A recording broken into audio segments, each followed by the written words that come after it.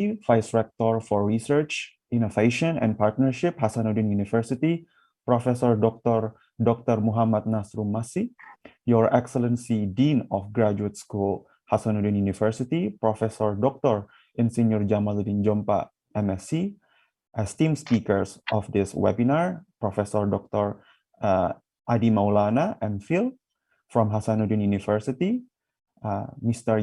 Yasunori Shoji from Oyo Corporation, Japan, Dr. Nuraini Rahma Hanifa from BRIN, Indonesia, Mr. Yari Irei from Chanllenge Corporation, Japan, and Assistant Professor Mizan Bustanil Bisri from Kobe University, Japan. Last but not least, to all participants who have joined the Zoom meeting and viewing via YouTube live stream. Good morning, good afternoon, everyone, and welcome to today's webinar under the theme Towards More Advanced Indonesia in Disaster Literacy and Education. This webinar is organized by Disaster Study Center, Hasanuddin University, and Master's Program in Disaster Management Graduate School, University of Hasanuddin. First of all, to open this webinar, we will have welcoming remarks. First, welcoming remarks, I would like to invite Vice Rector of Research, Innovation, and Partnership, Hasanuddin University, Professor Dr. Muhammad Nasrum Masih. We invite Professor Dr. Muhammad Nasrum Masih to give welcoming remark for this event.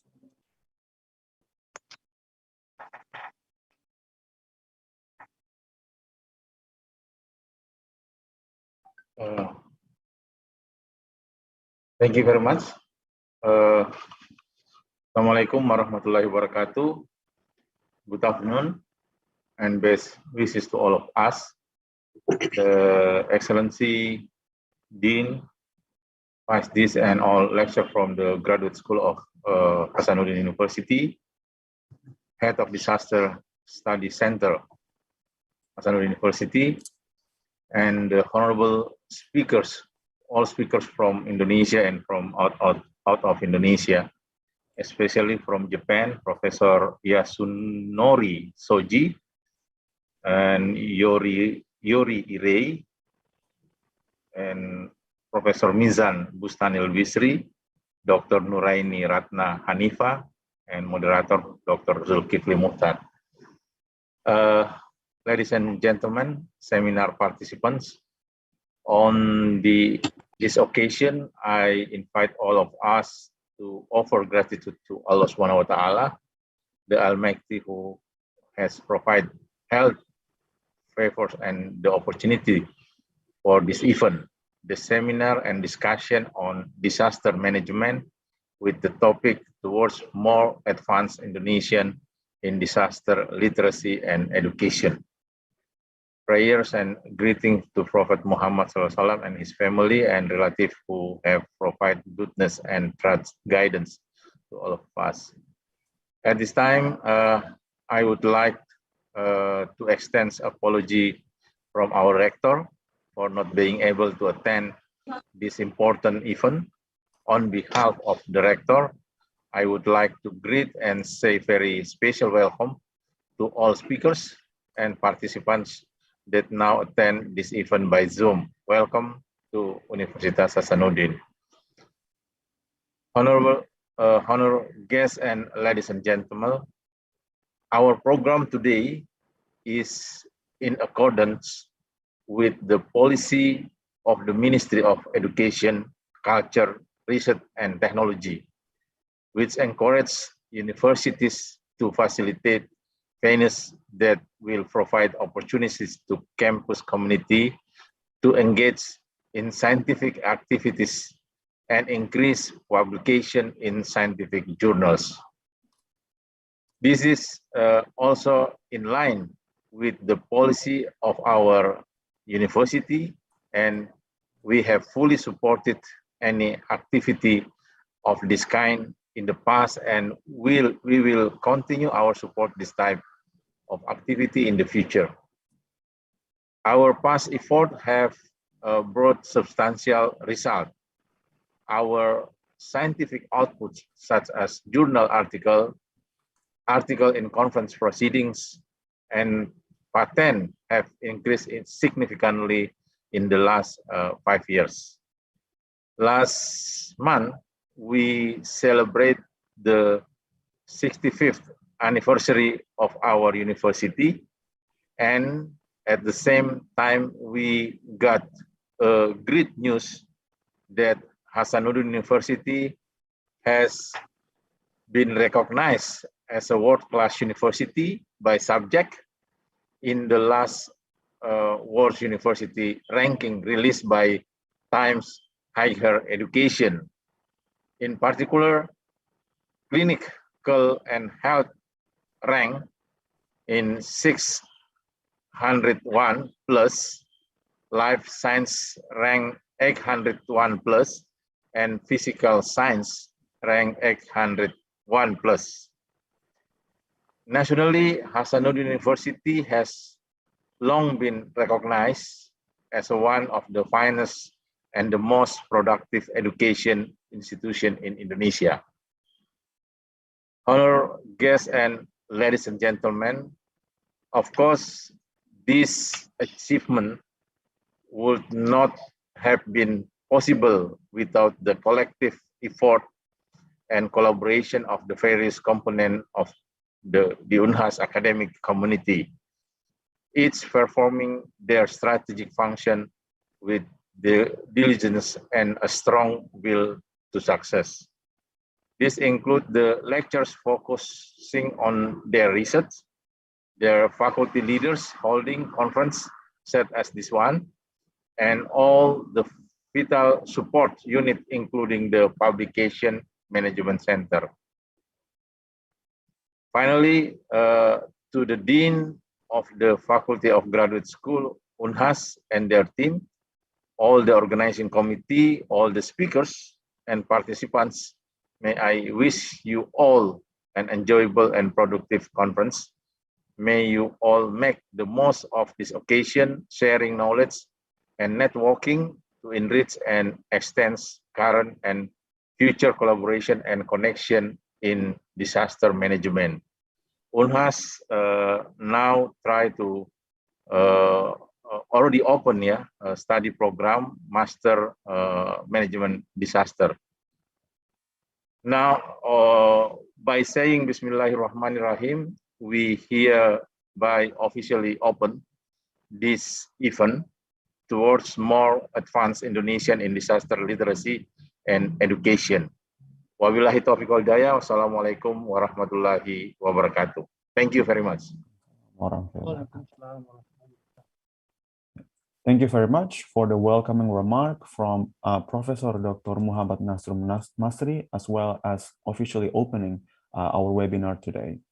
Proceeding to the next welcoming remark from Dean of Graduate School, University of Hasanuddin, we invite Professor Dr. Insinyur Jamaluddin Jompa to give his welcoming remark.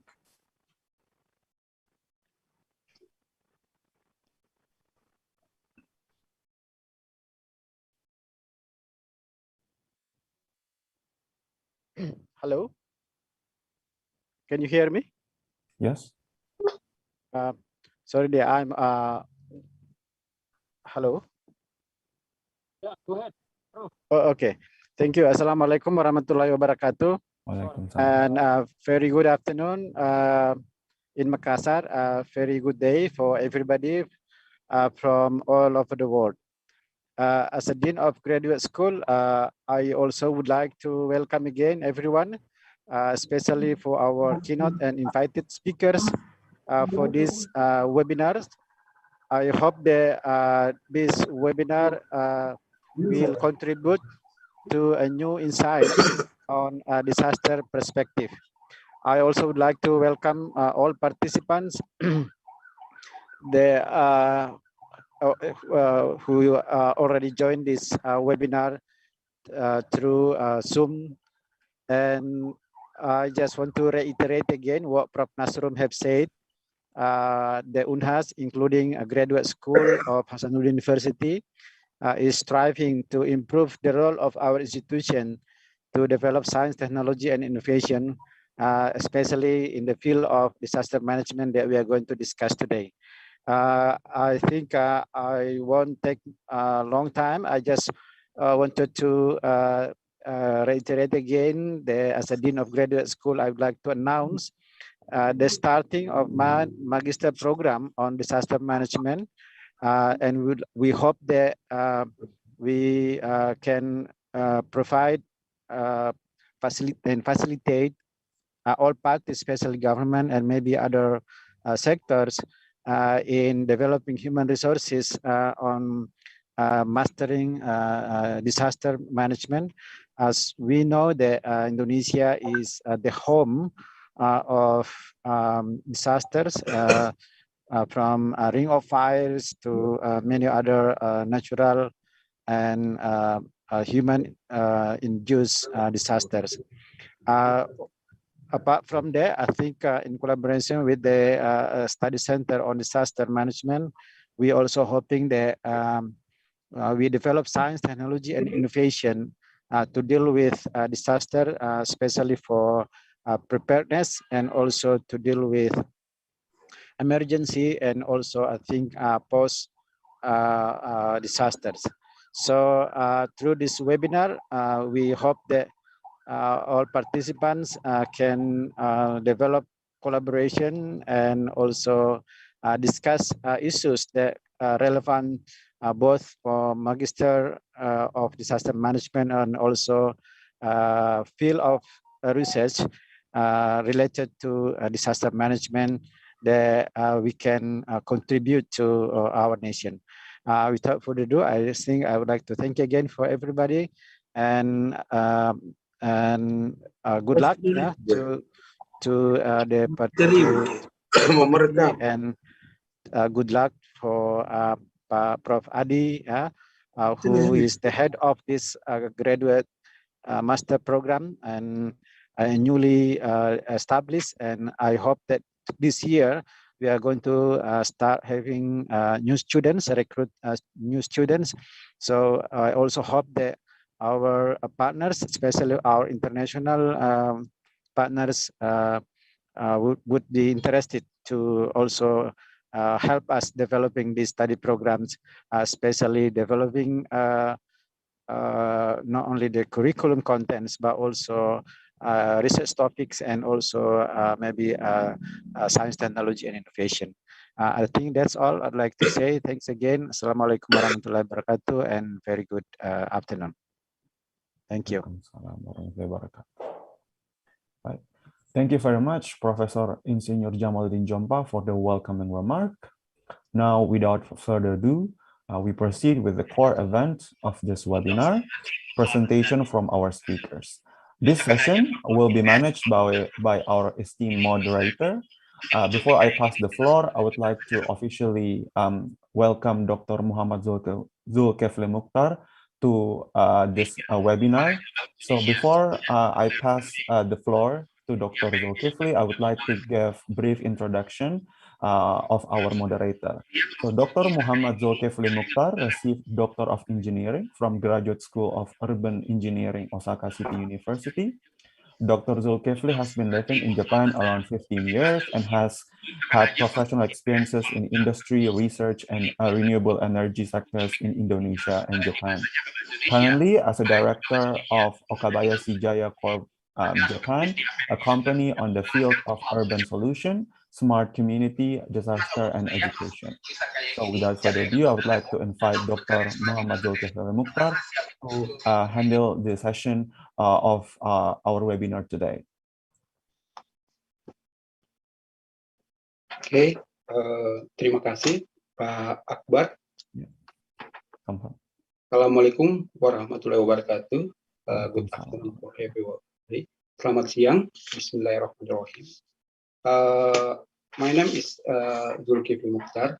Now living in Tokyo. So today I will handle seminar as moderator around 2 hours from now. So, firstly, I want to thank you very much for being here today. Special appreciate I give to Professor Nasrum Masri, Professor Dr. Jamaluddin Jompa, all speaker and all participants being here today. Today we have special topic about more advanced Indonesia in disaster literacy and information. Bagaimana memajukan menuju Indonesia yang lebih maju dalam disaster literasi dan edukasi. Why we need the topic? So we all know that war history shown that we all country in the world affected by various natural disaster every year. So same like earthquake, tsunami, disaster every year. So nobody country can stop natural disaster. But why the effect of natural disaster is different in some country? I can give you example. Why heavy rain will not affect in some country, but in the other area with the some intensity have flood occurred. So in here, I think that one of key point is disaster management, and in preparation. So if preparation is good, damage can be minimized. So and recovery process also is faster. So more prepare before natural disaster is urgent. So the purpose of seminar today is enhance more advanced Indonesia in disaster literacy. And today we have five speaker I think, from academician, professional company, and from research and government. The first, we have Professor Dr. Eng Engineering, Adi Maulana ST Master. This is now, Pak Adi is head of Disaster Study Center, Hasanuddin University Indonesia. And then we also have two speaker from professional company in Japan. One is from Yasunori Shoji-san, Mr. Yasunori Shoji from Oyo Corporation. Mr. Yasunori Shoji will give sharing about practice for earthquake disaster risk reduction for enhanced sustainable prosperity. And then we also have speaker, Ibu Dr. Nuraini Rahmat Hanifa. Ibu Dr. Nuraini Rahmat Hanifa. Ibu Dr. Nuraini is come from Research Center for Geotechnical Science Research Organization, the National Research and Innovation Agency. Today, Bu Nuraini will share some knowledge about how learning from past earthquake disaster and the need for knowledge management system in Indonesia. And then we also have Mr. Yari Irei from Chanllenge Corporation Japan. Chanllenge Corporation Japan is one manufacturer and that provide product for security and disaster prevention in Japan, based in Tokyo, Japan. So in the last session, we have scheduled to her explanation, knowledge from Pak Mizan Bisri, Assistant Professor Mizan Bustanil Bisri, from Kobe University's Disaster Risk Management. But this is one of bad news from Pak Mizan. They have problem with health condition from the beginning of this week. So maybe Pak Mizan cannot participate on this seminar directly today. So they just share PowerPoint slide. So if you want to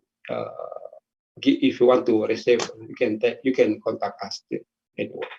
So all speaker may have 25 minutes for explanation, and then after that we have about 30 minutes from question session. So before closing of resume. So, okay, because we have to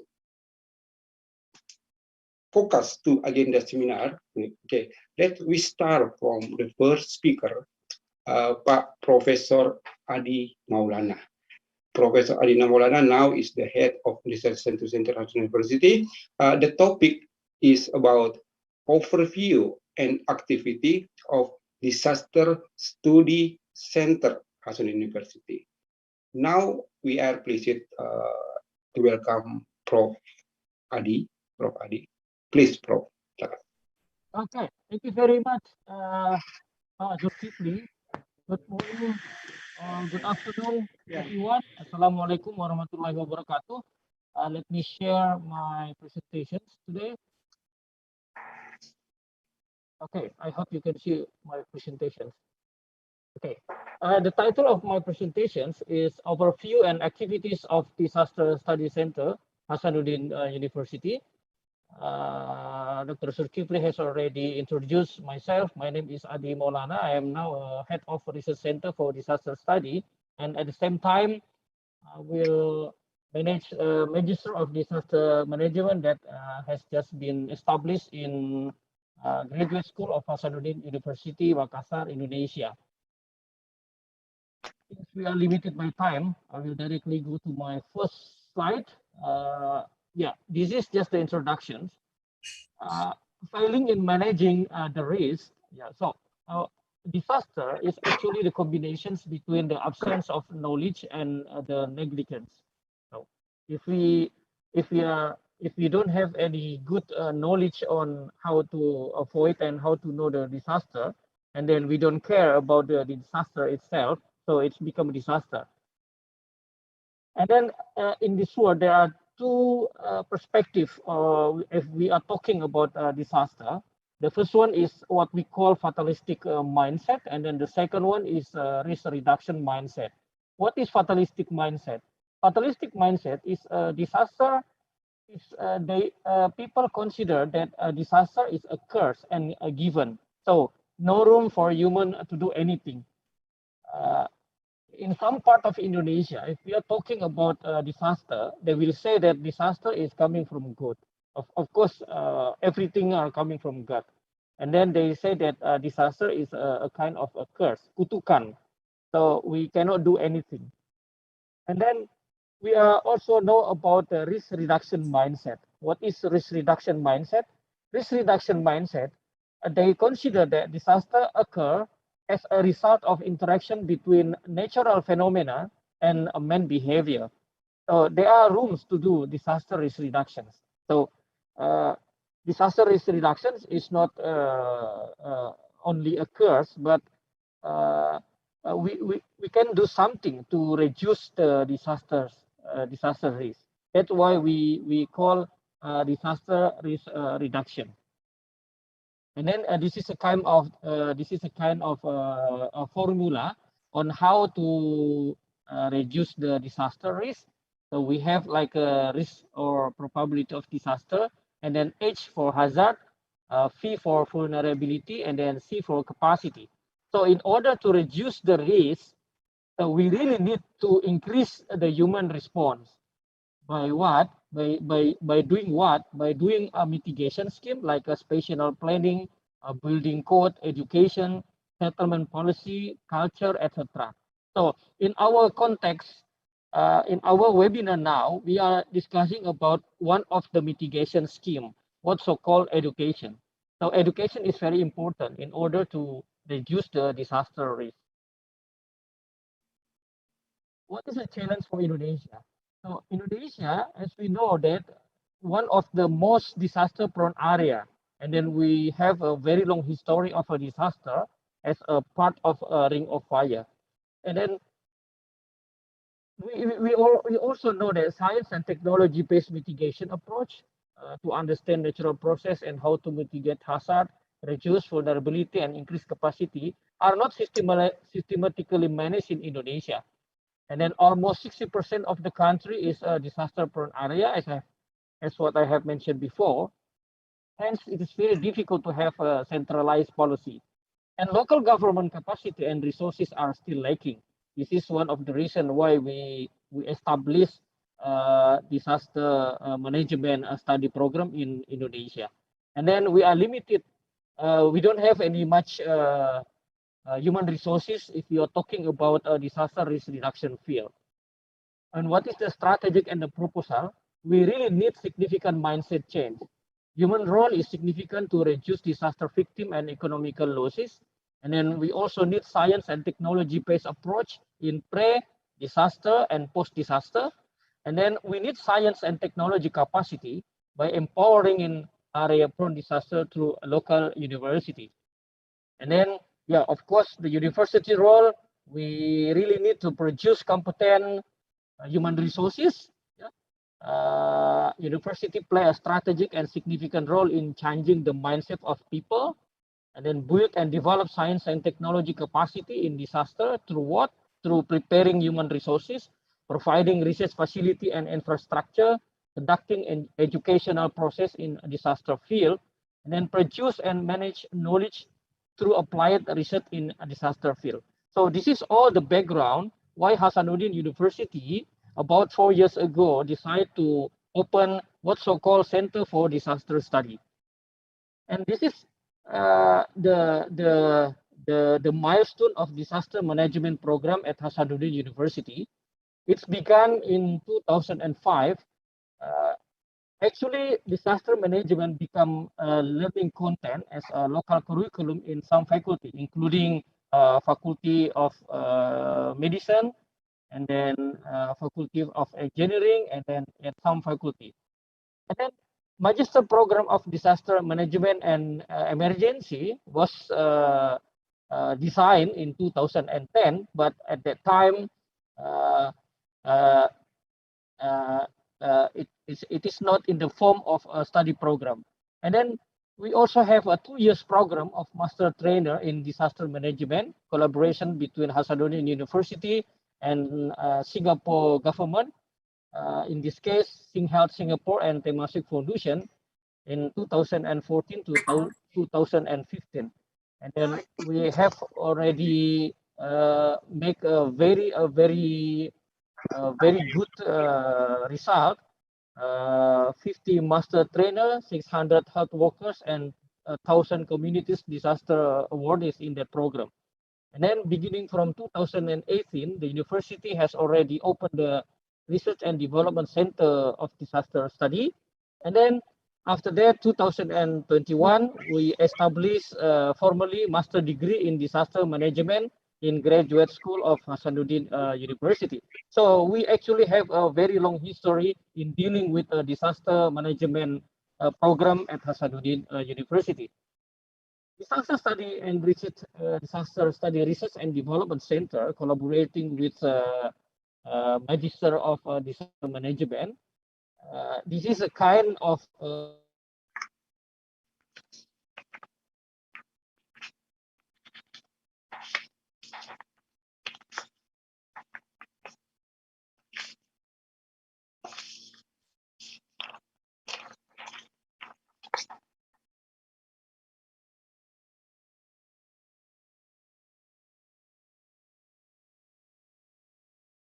university in Japan, such as Ehime University, JICA, and also United Nations. The objective of the Research and Development Center for Disaster Study is to become a center for research and development study on natural disaster, not only in Indonesia, but to the world at large, with some mission. The first mission is to minimize and reduce the potential disaster risk in disaster-prone areas, and then to increase people awareness toward disaster resilient society, and then to promote disaster risk reduction program in community. And then we are talking about the disaster and sustainable development goals.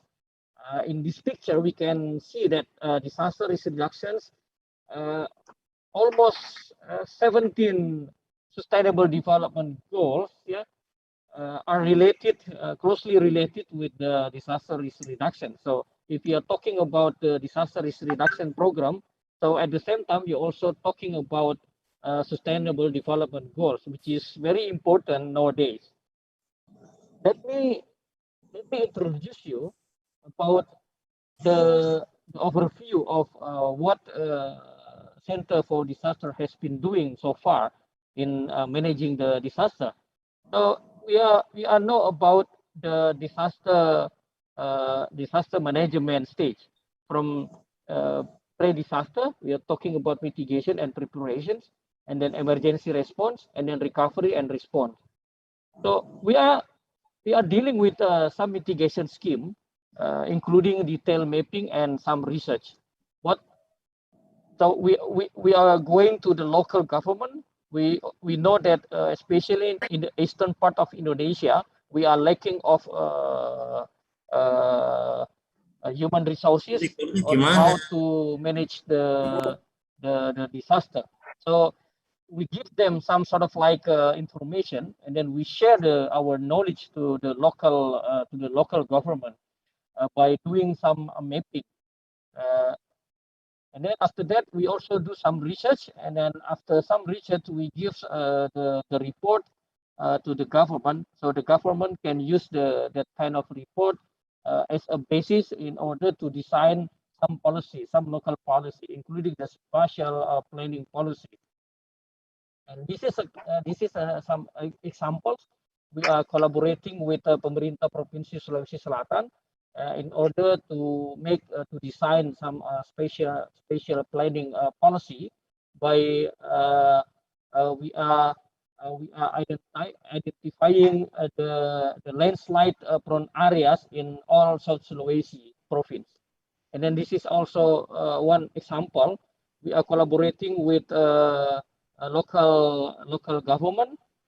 In this context, we are collaborating with Sopeng Regency government.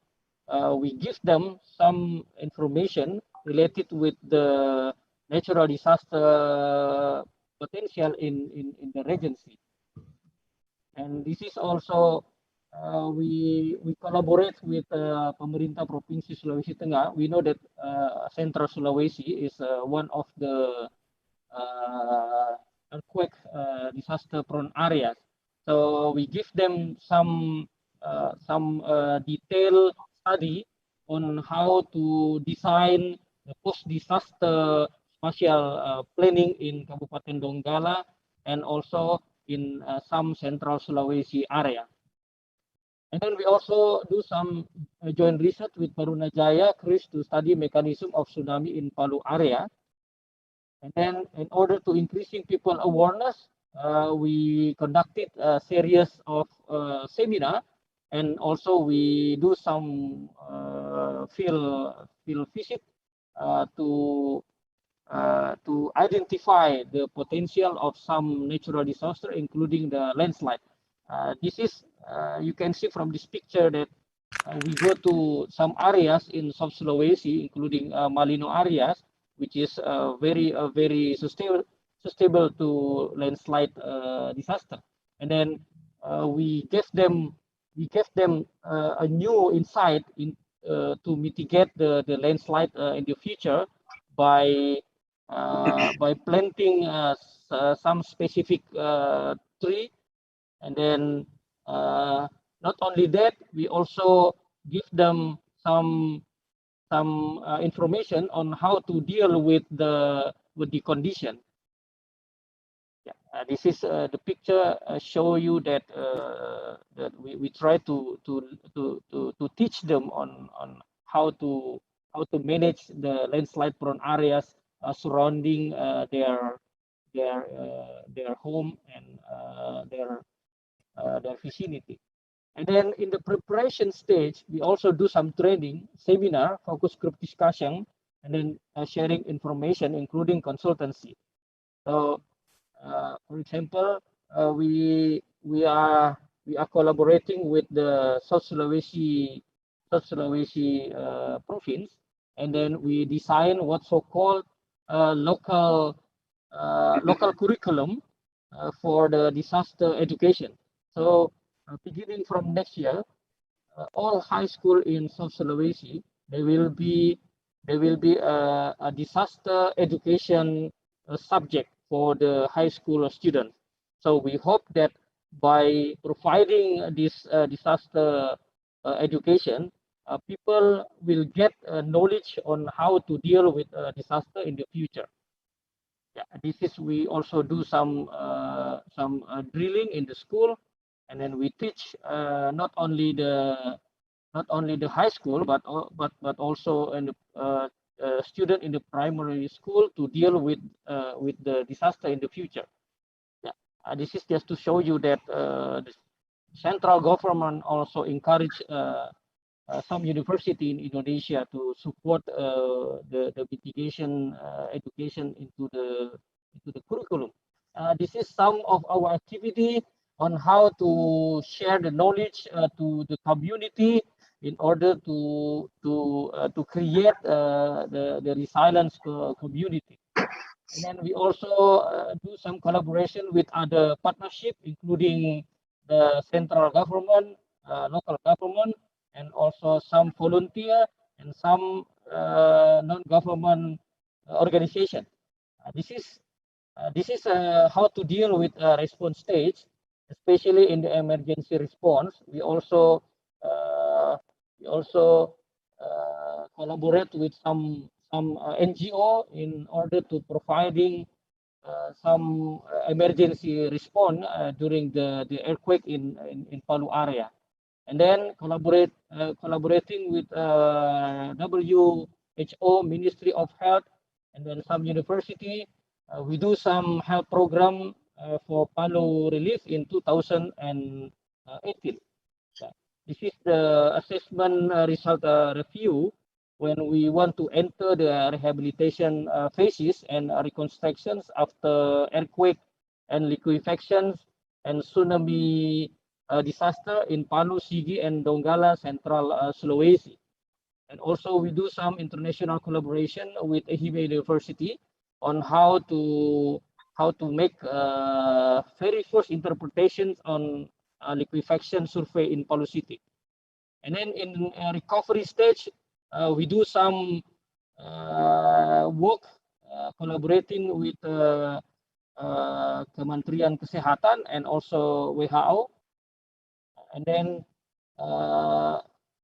we have a very strong collaboration with Badan Nasional Penanggulangan Bencana in Jakarta, especially social intervention post disaster in Sapanang Village, in Ponto Regency, South Sulawesi, and also we do some supervision after disaster in Kabupaten Goa, Waju, and Sopeng, sponsored by BNPB. And this program will be held from 2020 until 2022. And finally, I would like to let you know that we already established what's so-called Magister Management Bencana or disaster management study program, and then there will be two batches if for those who want to become a students in this study program. And then the first batch is 13 September 2020 until October 22nd, 2021. But there will be a second batch if you want to register into this study program, beginning from about 26 October until probably end of November.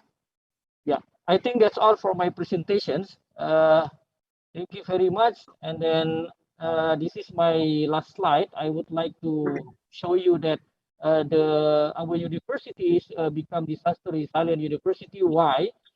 The reason is almost all stakeholders, which has a very strong relationship with the disaster management, are located very near with our university. We have medical faculty, which has a very good reputation in handling the disaster situation. And then we also have university hospital, and also we have a regional hospital. We have local disaster mitigation agency or Badan Penanggulangan Bencana Daerah. And then we also have Health Crisis Center Makassar. And then we have Research and Development Center of Disaster Study. And eventually we have now Disaster Management Magister Program. So all these stakeholders located within less than 1 kilometer from each other. So we have a very strong collaboration if we talking about the disaster resilient university. And then what we want to achieve is we want to support the disaster resilient nation program by the central government. I think that's all. Thank you very much for your time, and then I give it back to Dr. Zulkifli.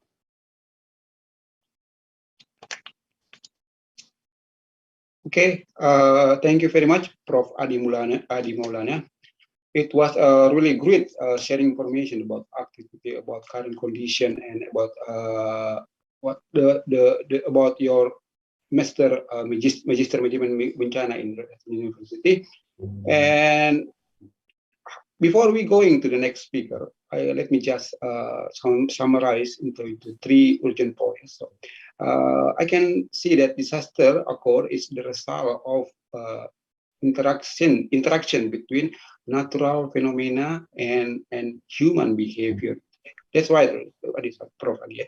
So Indonesia, our country, still have many challenges, many problems to do that. So like we need some significant mindset change. Yeah. In here, university play a role significant to mindset change about disaster education and literacy. So in here, Prof. Adi already explained about the activity of disaster center of Hasanuddin University. So the objective of this center is to become a center for research and development disaster management in Indonesia. So to reach the purpose that disaster center of Unhas already conduct same activity and such as discuss about disaster curriculum in local students. So the scope of disaster management is preparation, recovery, mitigation, and emergency response. If you want to know more detail about disaster center, the new Magister Management Bencana of Hasanuddin University, you can send your question after the session is finished. Okay, that is my summarize. Thank you very much, Prof. Adi Maulana. Okay, so we will go into the next speaker. Okay. Okay, the next speaker session is come from Japan, Mr. Yasunori Shoji from Oyo Corporation. Oyo Corporation, I know, is the one of company in Japan on the field of infrastructure, disaster prevention and mitigation. So today, Prof. Oyo's Mr. Shoji will give us explanation about case study practice for earthquake disaster risk reduction for enhanced sustainable prosperity. So Mr. Yasunori Shoji-san is a master graduation from engineering Tohoku University, Japan. Now and by executive manager for International Group Management Office. This is office coordination Oyo Group company in research and development and market activity in overseas. So today, why we chose Japan for this session? So because we all know that Japan is one of the most prepared country on disaster management. So they have a strong policy. They have good infrastructure, education, literacy, and strong resiliency. So also have some technology in prevention and mitigation. So today we will have explanation about one case study of technology from Mr. Shoji. Okay, we are pleased to Mr. Yasunori Shoji-san. we welcome today. We invite Mr. Shoji. Please, Shoji-san. Thank you very much. Again, good afternoon, everyone. I'm Yasunori Shoji of Oyo Corporation. And thank you very much for inviting me to the seminar of Hasanuddin University today. So let me share my screen. So wait for a moment. Just wait for a moment.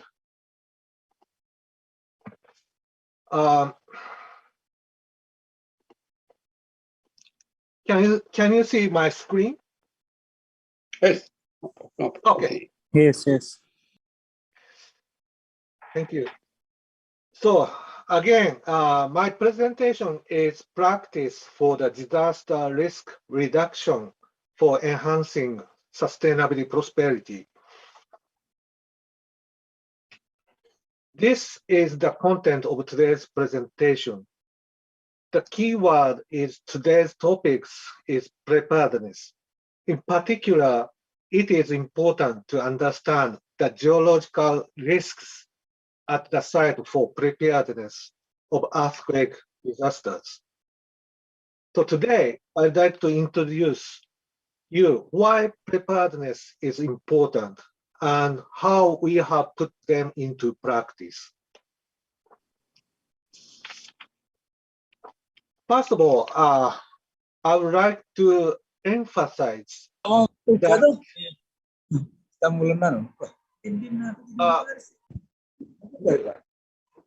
is it okay? Can I continue? Okay, no problem. Yeah.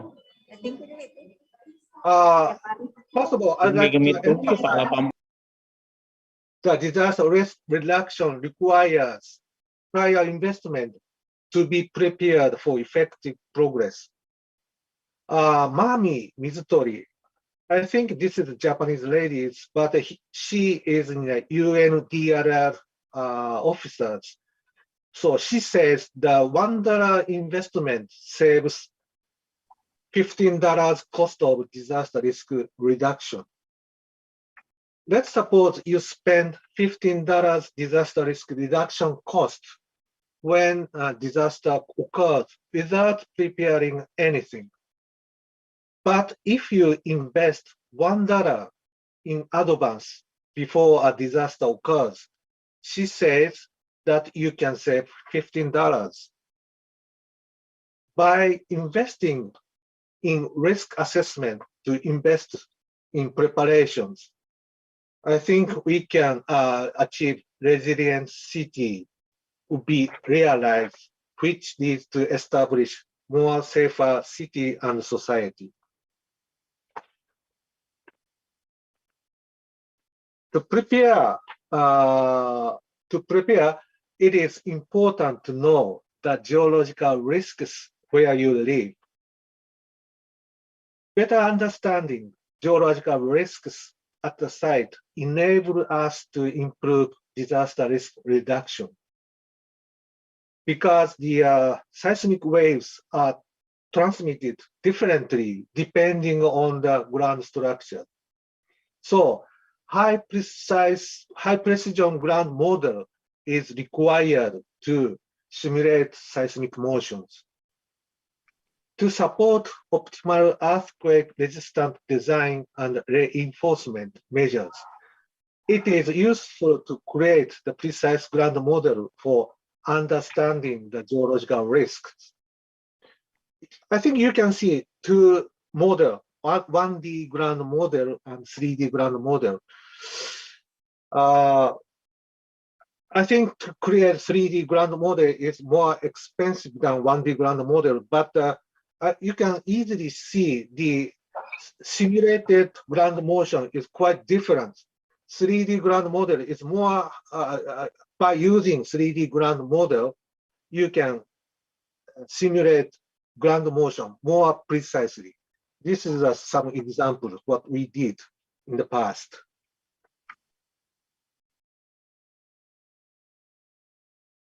The magnitude of the seismic motion depends on the geological structure.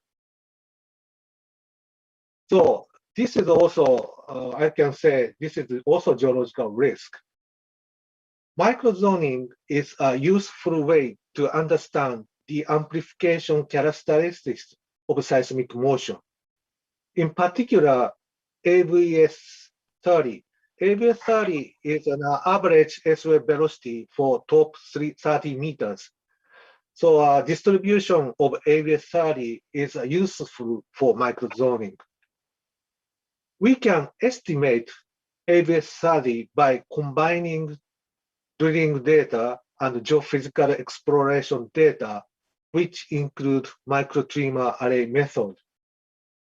Right figure, you can see AVS30 distribution map in Chiba and Ibaraki prefectures. Chiba Prefecture and Ibaraki Prefecture are located at the east side of Tokyo Bay in Japan.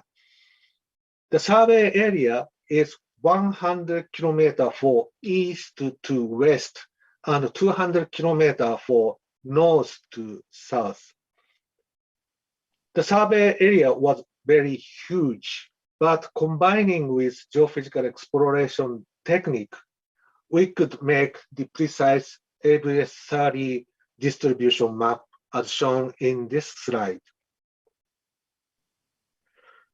So by using this kind of technology, I would like to introduce some practice, what we did in Turkey for more than 10 years ago. This is the very, very big project by using the survey techniques, combining traditional drilling survey with geophysical exploration techniques. I think this is a good example, but for our practice in overseas, other than Japan, so I choose this example to introduce to you.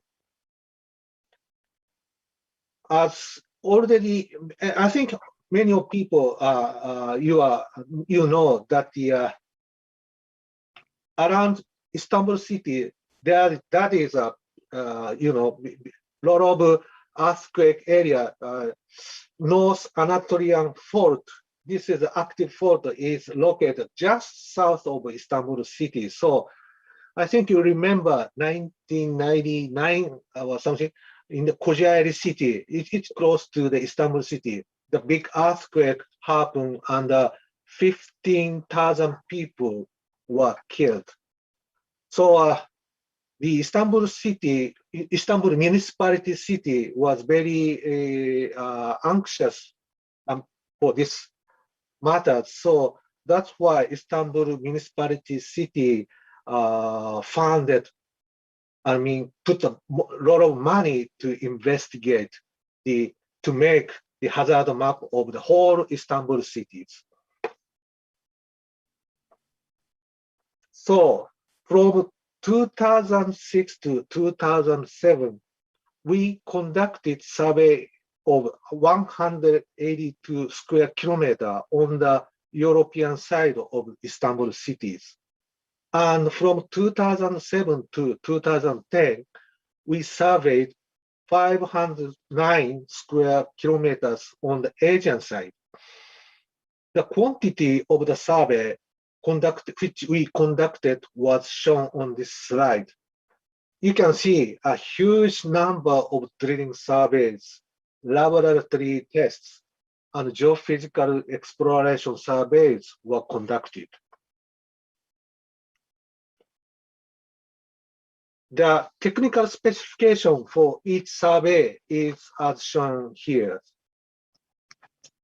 Huge number of drillings, such as normal drillings. This is a drilling down to 30-meter depth, and deep drilling down to 100-meter depth, and drillings for estimating liquefaction risks, as well as cone penetrating test and standard penetrating tests.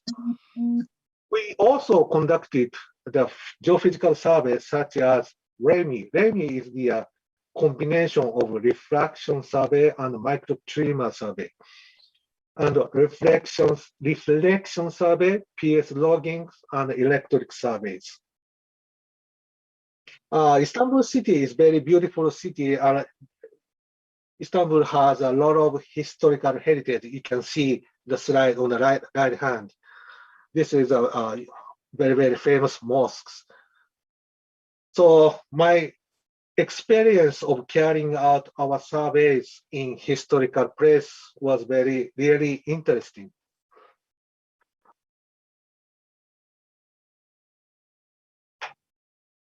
As the result of the survey, we made many number of geological maps. First of all, we made 1 to 2,000 scale geological map, and then ground motion analysis. This is a 1 to 5,000 scale earthquake hazard map. Liquefaction hazard maps, 1 to 2,000 scale, and the landslide hazard map. This is a 1 to 2,000 scale. And finally, flooding and tsunami hazard maps. This is a 1 to 5,000 scales. And then those maps are integrated to make the final map. This, you can see that at the bottom, land use maps. This is a 1 to 2,000 scale map. I forgot the exact number, how many maps we produced, but roughly I remember the European side, 500 maps for each maps were created, and 800 to 900 maps were created in Asian side. So I show you some example for the maps. Already maps which we conducted was disclosed on the Istanbul city webpage. So I think you can access to the, if you can access to the Istanbul city webpage, you can see these maps. First, this is a geological map of the European side. And the next is this is the ground motion distribution map, which shows the distribution of peak ground acceleration, PGA. Where the PGA is large, where it is colored in red, you can see that the seismic motion is large in this place.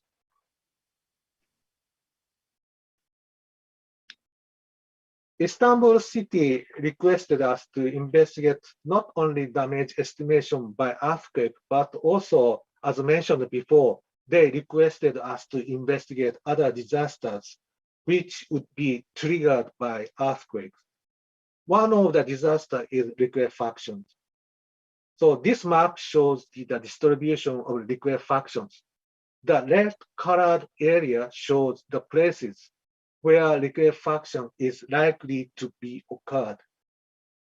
In particular, we can see that there is a liquefaction risks in the south side of Lake Büyükçekmece. This is very close to the former Istanbul International Airport. So you can see that that area is shown here. And also there is a high risk area in the valley areas.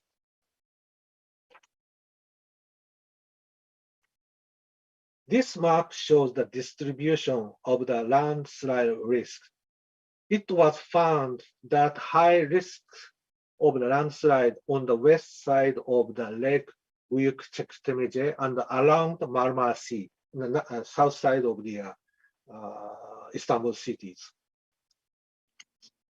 So this kind of map we made more than 1,300 maps we created. And last, yes, of course, we have to know the risk of tsunamis. The figure on the left shows the height of the tsunami caused by the slip on the North Anatolian Fault. It can be found that height of tsunami was predicted as high as 1.5 meter or up to 5 meters. The map, yes, so after whole survey was completed, the report and these maps were delivered to Istanbul municipality city.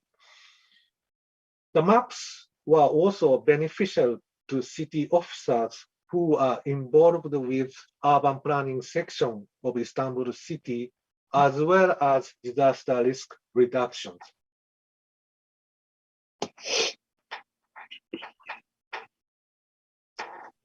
Finally, I would like to talk briefly about Oyo Corporations. Oyo is a consultancy company headquartered in Tokyo, but not only earthquake disaster prevention, but we also have business segments such as infrastructure maintenance, management and renovations, environment and natural resources and energy. And we also have group companies, subsidiary companies in Asia, the United States, and Europe. Geological survey, which I introduced in previous slide, we use many group companies' equipment. So geological survey equipment requires a high quality, the instruments. So that kind of instruments is manufactured by these group companies. So therefore, Oyo Group has both aspects, that we are consultant companies as well as manufacturing companies.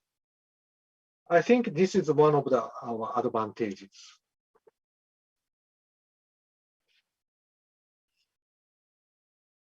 So I'd like to summarize today's presentations. Better understanding geological risks at the site is effective preparedness for disaster risk reductions.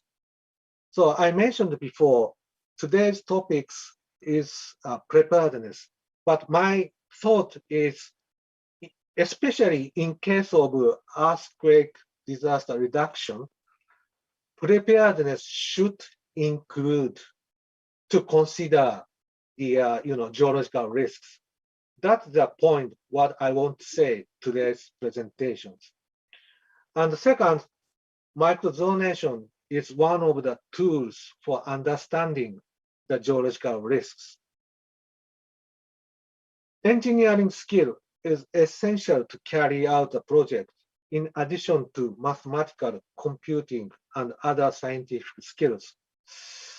I think this third one is also very essential for the preparedness, because we are the private sectors, we are providing engineering services, but only private sector cannot success, because we need some technical knowledge and techniques. That kind of techniques, university will is an important role to give. So in the case of Turkey, Oyo has joined with the some universities, universities for the seismological, who has the seismological techniques and knowledge. So the combination with private sectors and university or national institutes is very important for doing this kind of business for the DRR, disaster risk reduction projects. But anyway, we would be happy if Oyo, as one of the private sector, could contribute to this disaster risk reduction activities, serving with our skills. We would be happy. Once again, thank you very much for your kind attention. Thank you very much.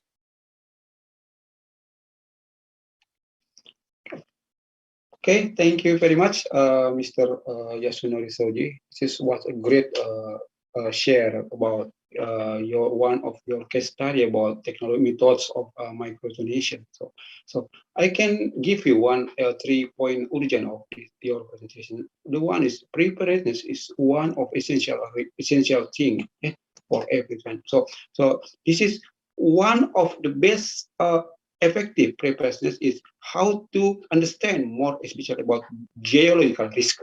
That's the time like that. So especially on the prone area too. So in here you give us one case study about microdonation. Microdonation is the one of good tools for understanding about the geological risk in the prone area. So this is very, very interesting case study. So I can understand about that because the seismic wave is different depending on the ground structure. So is high precision ground model is required to predict a seismic motion accurately. Same like that, Mr. Shoji, right? So in here, microzoning is one method for understanding about seismic amplification character. So the combination of drilling data and geophysical survey is essential. So this is method already conducted in the overseas, same like Turkey. You said that. So the methods can be implemented well in Indonesia with the condition of geological condition. This is a very, very interesting point. We can ask you to in the question session, same like that. Okay, thank you very much for Mr. Yasunori Soji-san.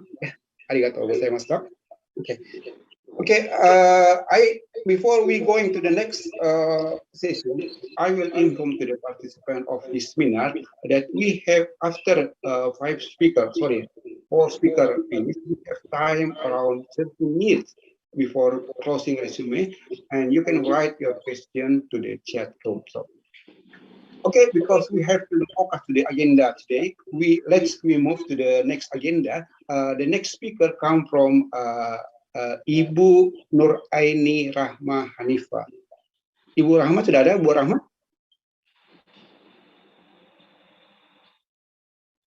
Okay, the next speaker come from Ibu Dr. Ibu Nuraini Rahma Hanifa.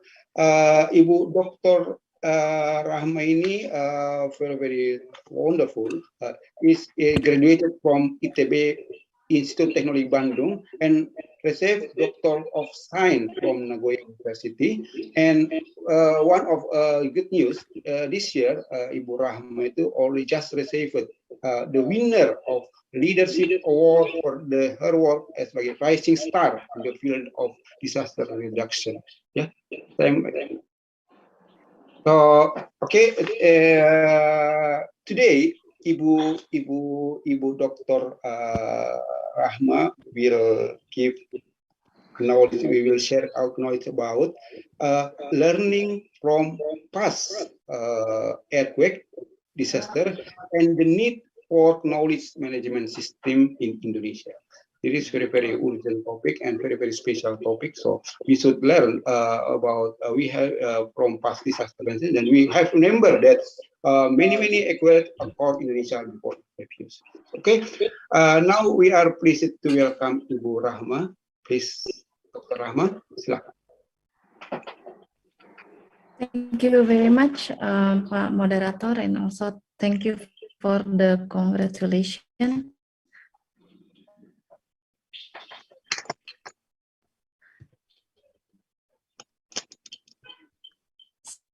So allow me to present my talk. My name is Rahma Hanifa. I will about past earthquake disaster and the need for knowledge management system in Indonesia. Many of these presentations on recent paper in the international journal for the University for Reduction is a network of Yari professionals in science, engineering, technology, and innovation for disaster risk reduction. I currently work in the Research Center for Geotechnology of the Research Organization of Earth Sciences in the Research and Innovation National Agency, or BRIN. So BRIN is a new institution merging the Indonesia Institute of Sciences or LIPI, merging BPPT, Badan, Lapan, and also others research division, government research division that is currently in the transition process until the end of December. So if we reflect on the disaster death toll in the last, suaranya gaul ya. We have contributed a lot of disaster tolls in Indonesia.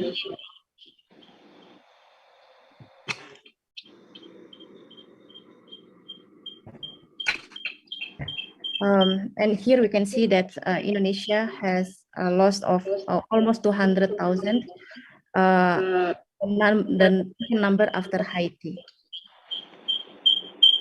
Ini suara gaungnya dari mana ya?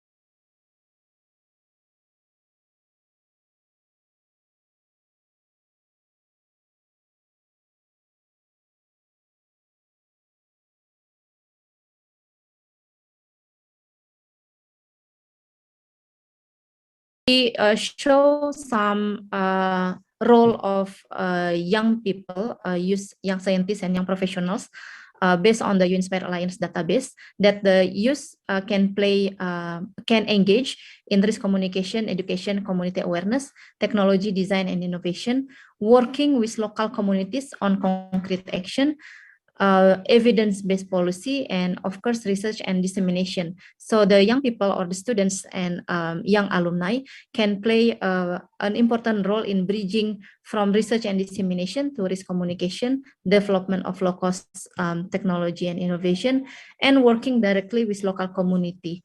Why? Because the university has the higher education has the three dharma, consisting of education, research, and community services. So if we elaborate the education, research, and community services, we can actually have an integrated framework, including for the knowledge production, knowledge until the knowledge dissemination. So we can create the research for knowledge production, knowledge dissemination to the stakeholders and to the community. This is some examples in the Lembang Fault near my city during the ASEAN Youth Volunteer Program. And because Indonesia has so many disasters, we are actually the laboratorium, and the young people within ASEAN or within other country can also learn from Indonesia. So maybe for senior staff is more difficult to engage with the community, but the young people and students and young people can bring their research and provide what they have mapped or what research that they have produced, and they provide input to the government, and also engaging directly with the community to provide a direct impact to the community. This is another examples in Mentawai, Otter, and Small Island. I think this is a very case in Indonesia. We have many small islands and also Otter Island, especially in Eastern Indonesia. I hope that Unhas can also play a crucial role in east of Indonesia. For example, research in developing earthquake and tsunami risk mapping using emerging technologies, and then dissemination to local government and communities. And here it plays how to create scientific writings, but also translating to knowledge production or other means of knowledge forms. So it can be forms of infographics. I think currently we also have knowledge through TikTok in form of video, but there are many new forms of knowledge on how we want to disseminate to local people. And then it can conduct socialization, education, and evacuation together with students and the community. This is other examples in South of Java that we also conducted from the basic research on understanding the earthquake sources. And understanding the earthquake sources also need various multidiscipline from geodesy, geology, paleoseismology, seismology. And then after that, we can provide the characteristic of the source to model the earthquake hazard and tsunami hazard, and then develop the evacuation map. And for the evacuation map also we need a lot of research as well. And now with the emerging technologies, we can also have more kind of how we want to visualize the data. So we can use the 3D drone mapping, for example, to make a better visualization on the impact modeling. So there are a lot of technology that we can use to produce all this kind of knowledge to disseminate to the people. And we also have some exercise in Unspire Indonesia to also collaborate not only students, but also students with the community. For example, in Fly for Humanity initiative, we conduct participatory mapping and engagement. So it's combined the academia and the GSO or the community to provide a rapid mapping. So sometimes we have difficulty to reach the disaster area, but collaborating with other young people, we can make a collaboration to compile all the data to provide important first information and mapping, disaster mapping to provide to the response team. This is also what we do in case of Mamuju. So in case of Mamuju, is a little bit difficult because of the pandemic situation, but by enhancing and enlarging the collaboration from university with many volunteers that actually is out there, it can also provide an input for the research. So basically, volunteers are not very much are doing the volunteers work, but we also have volunteers for science, engineering, technology, and innovation, which can be collaborate with university to further produce knowledge production. So this is important. Maybe all of us understand that when, for example, this is when we do some historical disaster, we really difficult to find the knowledge on past disaster, and we need to capture more and produce more knowledge for this. So we have several hubs that can be taken. For example, we currently have the National Center for Earthquake Studies, or PUSGEN, as a knowledge creation and knowledge hub for earthquake studies, and also developing and updating on every 5 years the National Seismic Source and Hazard Map based on the latest publication from various institution, and then develop and updating the national standards for earthquake resistant related codes. We have already produced several publications, but then how to manage all this knowledge is also still a homework that we need to develop more. We also currently have the University Forum for Disaster Risk Reduction established in 2008, which can also be more optimized to enroll in the knowledge production and knowledge management. And we can also embrace the community themselves. So we have more community participation currently.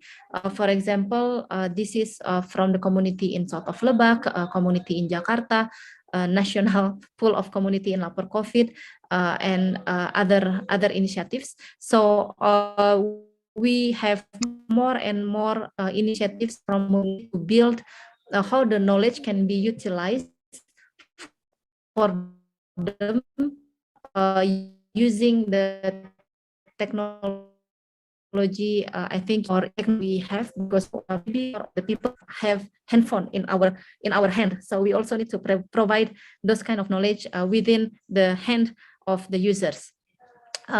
LIPI, or Indonesian Institute of Science, also currently develop DRR innovation, DRR knowledge management. This is launched early this year and still developing. But when we want to see what kind of research exists, we can see this LIPI site. And also with BNPB, we try to build a disaster history literacy through this portal. And also we just finished an international seminar on disaster literacy for knowledge building. And I believe Dr. Mizan will speak after this on also building the DRR knowledge management through Cari bencana.id. So we also have, I think this is my last slide. So the prospect of growth in disaster risk management career opportunities is being more and more prospective within the young people. So I think this is a very good initiative for strengthening why the postgraduate program is important. So to wrap up my presentation, the nature of disaster science is multidisciplinary, interdisciplinary, transdisciplinary, and need a collaboration nature. And we have a vast territory of Indonesia, a very large population, and people in Indonesia tend to forget easily. So that's why we need how to better manage the data, information, and knowledge, so that we can learn and keep remember. So keep remember on what happened is very important. And we hope that this graduate program can also build a strong input for this, and also how to nurture the leadership so we can have to build this knowledge management, and also to build the disaster resilience in Indonesia. Maybe that's from me. Thank you very much. Okay, thank you very much, Ibu Dr. Rahma Hanifa. you give us many insight, many your overview, and many knowledge about what we learn from past disaster in Indonesia. I agree about your opinion about that. Nobody can stop a disaster, natural disaster, right? So, but why the effect of disaster is different in some area, and like that, right? So, with the magnitude 4 in Bali, why the portion of the loss of death and missing is high?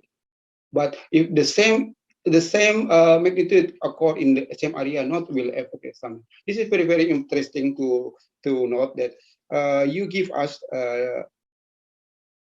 several reasons about that, same like the lack of understanding of local seismic hazard situation, right? And the problem of foundation, also problematic about soil problematic and collateral hazard. So in here, to build knowledge-based system, you give us insight about the needed collaboration between university and strong community participation, same like that. Yeah, very good insight for us. So maybe some participants have many questions about your program, about your activities. So we will discuss more again about in this discussion session. Thank you very much, Ibu Dr. Rahma Hanifa.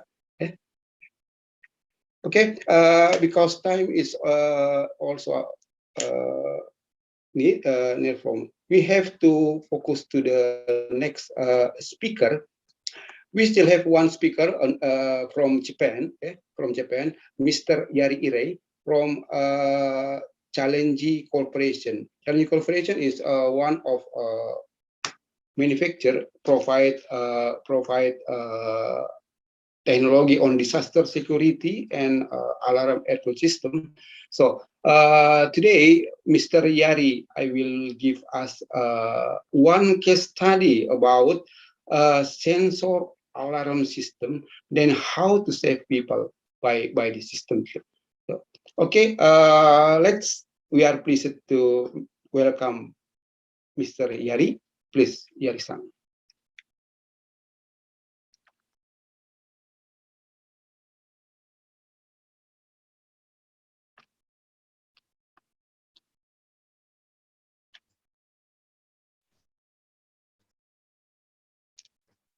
Thank you very much. It's okay? Yeah, okay, no problem. Hi. So, hello everybody. Thank you for your today. So, I am Yari from Chanllenge Corporation. Chanllenge Corporation. Today, I am glad to explain the product, the technology of the Chanllenge Corporation at this meeting. So,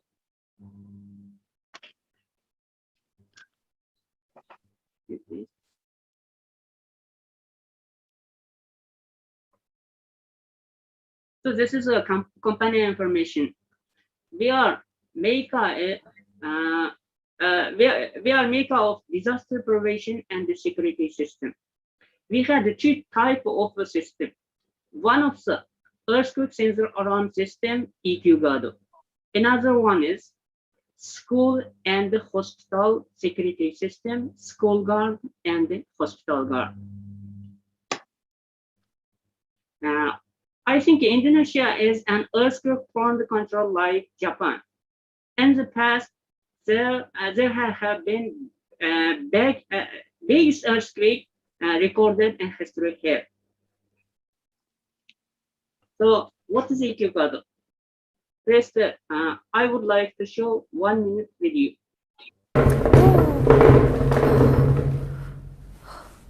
Natural disasters have drastically impacted many people's lives around the world. Due to geographical reasons, earthquakes and tsunamis occur especially frequently in Japan. Introducing EQ Guard, an earthquake sensor alarm device which was designed to save people from earthquakes and tsunamis. The EQ guard can react to near epicenter earthquakes that occur suddenly. The alarm is available in 11 different languages, and it displays the seismic intensity of various places on a real-time map. It is also able to distinguish 0.1 gal of noise, so it can distinguish between actual earthquakes and other vibrations, preventing false alarms. EQ Guard has a sensor which detects the initial small vibrations of an earthquake and issues an alarm immediately before any significant tremors occur, allowing people to evacuate safely. It can function as a standalone device or connect to other units to create a regional network. It can also be used as a shutdown system at chemical plants and train stations. EQ Guard aims to save lives around the world from earthquakes and tsunamis. Quake coming. Big tremor coming soon. This is EQ Guard. So this is a transmission image of the seismic wave. Earthquake occur. Two type of wave are transmitted from epicenter. One of the P wave, another one of the S wave. The speed of P wave is 5 and 6 kilometers per second, and the speed of S wave is 3 and 4 kilometers per second.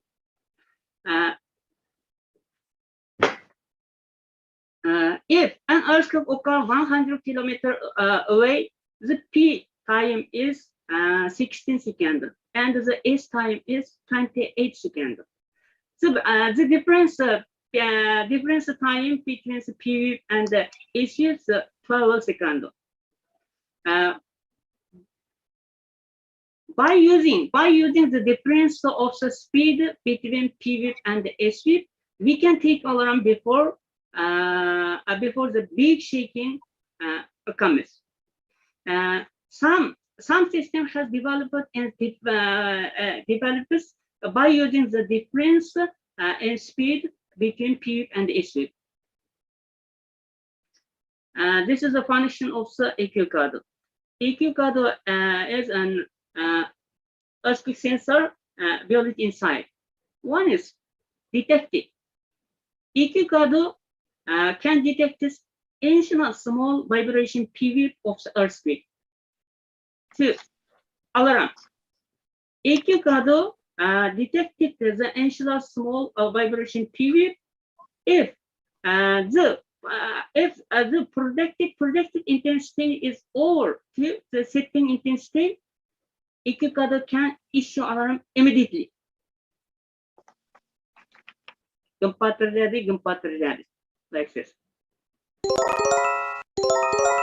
Gempa terjadi, gempa akan terjadi, gempa terjadi, gempa akan terjadi, gempa terjadi, gempa akan terjadi.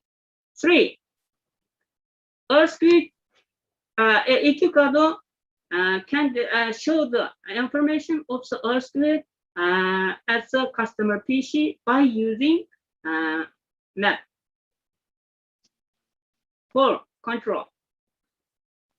Control signal can conduct facility such as a speaker system and another device at the factory. 5. Networking. EQ guard by using customer network connect to data center and send it to data center earthquake wave and the real-time intensity.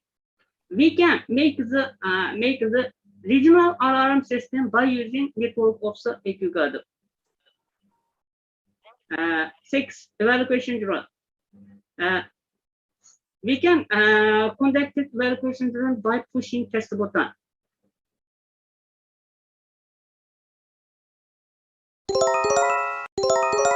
Uji siaran darurat gempa bumi. Gempa terjadi. Kuatan 5, 10, 3 detik lagi. Harap lindungi anggota badan. 9, 8, 7, 6, 5, 4,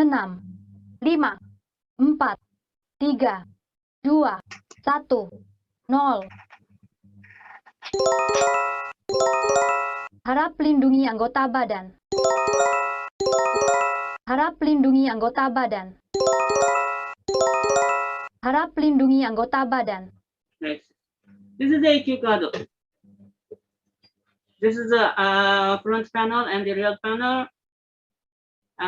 This is a audio output and the volume and the power LED, network LED, system LED, and the sound button, test button, stop button, reset button. And the rear panel is power connecting, audio connecting, control signal, and RAM connection. This is a network image of the EQ Plaza. EQ Plaza installs customer building and can connect connections speaker system and another device, and by using customer network connect to our server and send it to seismic data. And EQ Plaza can send the epicenter earthquake information to customer PC.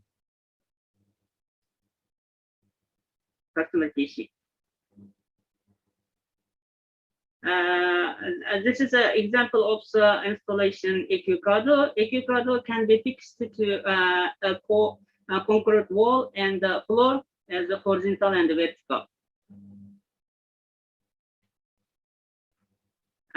This is our customer. We have 1,000 more customers, the government, school, company, and so on. The private company is the famous company Yamaha, Toto, Rome. And another country is Indonesia, Korea, Turkey, Romania, Ghana, Kazakhstan. In 2015, we installed EQ Plaza in Yogyakarta and Aceh, and conducted this evaluation drill in JICA project. The benefits of the EQ Plaza. 1. EQ Plaza can work as standalone and also can work as a local network with several installations. 2. It is possible to construct a regional earthquake alarm system by making a network. 3. The system works without nationwide dense seismometer network. This is an image of regional earthquake system. Earthquake happen first near the epicenter EQ Plaza detect this wave and send the data to data center. Data center send it to signal all of the earthquake can issue alarm. This is an image of regional earthquake system. EQ Plaza can issue alarm by using 11 languages, including Indonesian language. People inside the building has the alarm immediately evacuate. The evacuation drill is very important. And we in Romania we installed 9 sensors, Bucharest and Bozo and Romani Fucșani. This is the evacuation drill in Bucharest school. This is a video evacuation drill in this.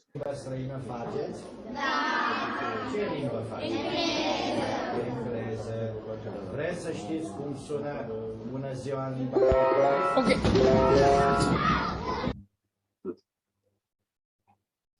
This is Pat. Quakes coming. Quick tremors approaching. Stay calm. Take cover. Quakes coming. Big tremors coming soon. Stay calm. Take cover. Stay calm, take cover. Stay calm, take cover. Stay calm, take cover. Stay calm, take cover. We had a seminar before the evacuation drill. 16 seconds later, and big vibration come. 30 seconds, so... Facem de domnul Sasaki, după aceea facem cu toți. This is a picture of Ghana. This is the news of Ghana. And if possible, Ikikado is useful for earthquake and tsunami as the coastal area. Because first earthquake comes and the second tsunami arrives.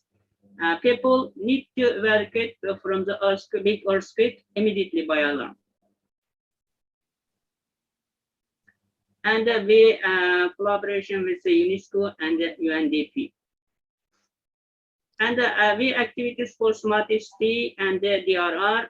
We have set up a working group at the ISO with the aim of the standardization seismographs. And in Ikikado, we install special software for the false alarm.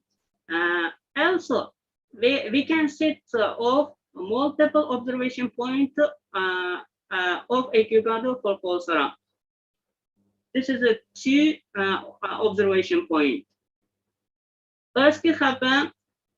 One Ikikado detected the earthquake wave. It cannot issue alarm. If another Ikikado detected the earthquake wave same time and issue alarm.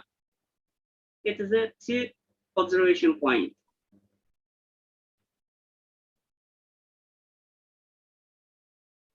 Like that. And this is a confirmed test of the false alarm in by a car. So in 2016, we conducted a confirmation test of the Ikikado for false alarm with PPPT. This is truck and by car. This is a confirmation test of the false alarm from the hit hammer. And this is a PPPT elaboration in the Jakarta. And this is a confirmation test of the false alarm of the Ikikado with a 2-point observation.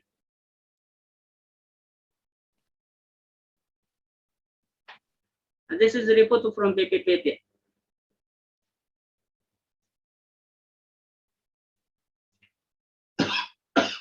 And I would like to explain the observation data and analyze earthquake in the Romania. We installed 9 sensors in Romania, and 2018, 28 October, earthquake happened. It's 151 kilometers. This is a real-time wave in the data center of Chanllenge. This is a P wave, this is a S wave. And after Chanllenge data center, we can decide the epicenter. This is the location, this is the depth, this is the intensity, 60.2. This is a USCS epicenter, location, and the magnitude.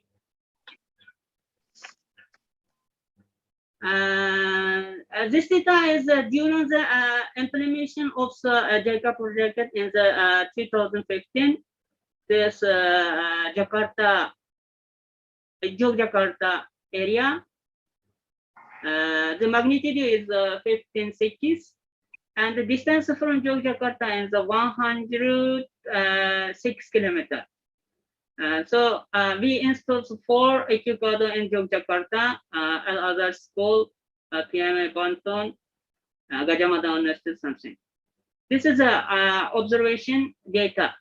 The max observation data is 2.61. This is a Japan intensity, PMA Banton. This is another school. This is the data center recording.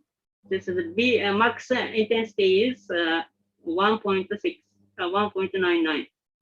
This Japan intensity.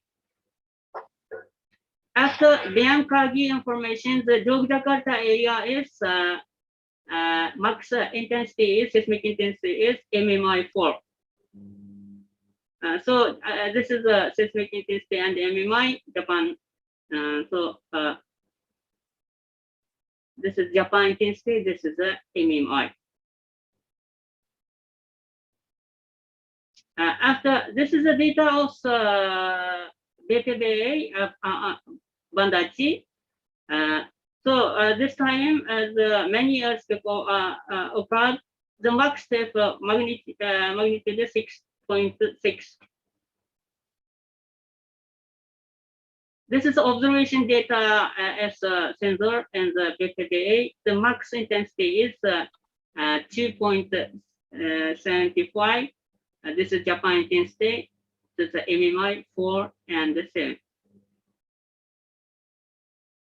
Let's say purple, let's say all. Thank you very much.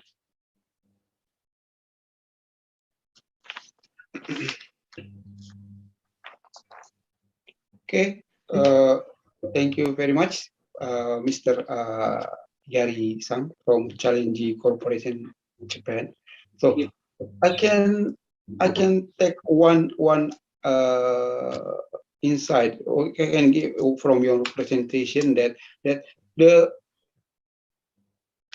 AQ guard have earthquake have P wave and S wave, right? So this technology using the distance time between from S wave occur in one to B wave to send alarm warning to display center, same like that. So this time, the duration time between S and P wave can be used to broadcast evacuation reaction and same like that. So this is help save more safe people, same like that, right? So this system can work standalone for housing, school, hospital, same like that. Can also be mixed installation with the other several installation, same like that. So maybe this is technology can be used for preparation before a disaster comes. So if the technology implemented the death, you saw that 80% of death risk caused by risk can be prevented, can be reduced by 5-second alarm. Same like that. If the people were training. So you show us same simulation in Romania, in the Universitas, how the urgency of simulation training for people before we use this technology, same like that. So you mean that evacuation drill is very important together with this technology, okay? Thank you. Thank you. Thank you very much for your presentation, Mr. Yari. Maybe some question will come from participant about more detail about the technology about your so we can go. Okay. Thank you very much. Thank you very much. Okay. Because we already 4 o'clock now. Sorry. In Makassar time 3 o'clock. So we still have schedule. We still have one class session from presentation from Bapak Assistant Professor Mizan Bisri from Kobe University Disaster Risk Management. But because Pak Bisri today from this beginning of this week having a problem with his health condition, so Pak Bisri cannot participate directly on this webinar today. So but Pak Bisri said to us that if you need slide presentation about already provide presentation on the slide PPT. So if you need a slide about disaster school prepared in Japan, you can contact us and we can share to you after this. So I also having 2 children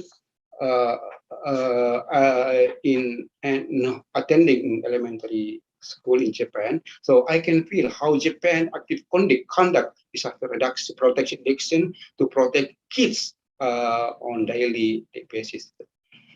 Okay, this is the last of our session. So thank you very much for 5 speakers and for your presentation. Okay, before we still have 20 minutes for questions time. So if you want to give question, you can write in the chat room. This is one question from Pak Muhammad Akbar Walena. From Rescue Time, Markas Rescue Time. This is Indonesian language. Apa saja yang harus dilakukan dalam hal penguatan lembaga SAR, non-government organization, baik secara penguatan sumber daya manusia maupun infrastruktur dan edukasi berkelanjutan. Karena kita melihat ST.M. Indonesia itu masih dalam instruktur masih terlihat minim gitu. Apa yang perlu dilakukan gitu. So I think that we know that infrastructure and literacy and education in disaster Indonesia still need to be improved. So based your insight, based on your experience, what we have to do to enhance, to strengthen this is lembaga SHAR, non-government organization, for human resource development. And for this question, maybe may I ask you, Professor Adi, right? Professor. Okay, thank you. Sul, yeah, I think I try to answer the questions in Bahasa Indonesia, if I'm not mistaken.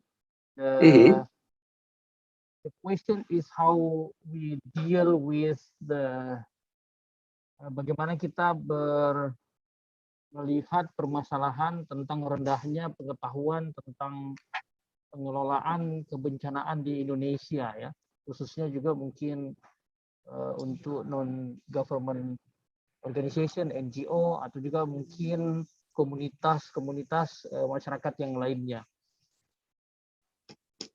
Saya di beberapa tahun yang lalu pernah diminta oleh DPR Jakarta untuk berdiskusi tentang perubahan, ya, atau draft perubahan Undang-Undang Nomor 24 tahun 2007 tentang penanggulangan bencana. Ada satu hal yang kemudian saya ajukan, bahwa di Indonesia dalam rangka upaya untuk mencapai program pengurangan risiko bencana, maka hal yang paling penting itu adalah penguatan tentang literasi bencana atau disaster literation. Apa itu literasi bencana? Singkatnya yang ingin saya jelaskan adalah bagaimana isu-isu tentang kebencanaan itu bisa di-mainstreamingkan kepada masyarakat pada umumnya. Oleh karena itu jawabannya adalah satu. Yang pertama, kita harus memasukkan kurikulum bencana kepada level pendidikan, ya, terutama pendidikan menengah sampai dengan pendidikan dasar.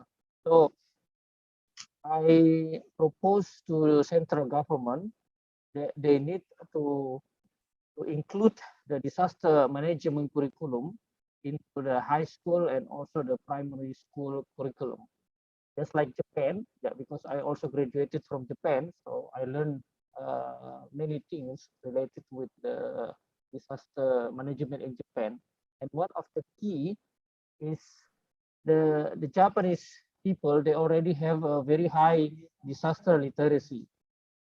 This is due to they already introduce the disaster management beginning from not only from primary school, but even from the from the what we call in Indonesia from Taman Kanak-Kanak, ya, from Hoikueng in Japan.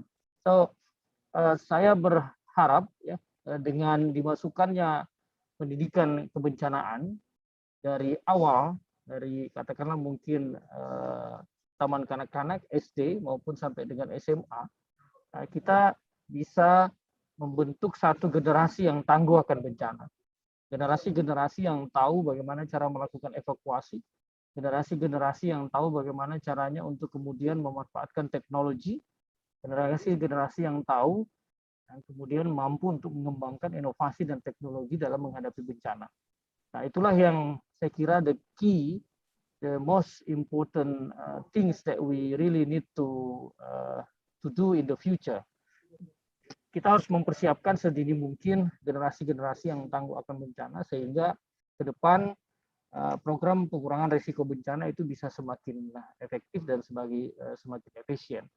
So I think that's my answer, Pak Sul. Ya, itu barangkali mungkin jawaban saya. Mungkin teman-teman yang lainnya, maybe the other presenter also have another question. Thank you. Terima kasih, Prof. Adi. So, bagaimana nih, Ibu Rahma nih? Do you have anything to say about this question, Prof?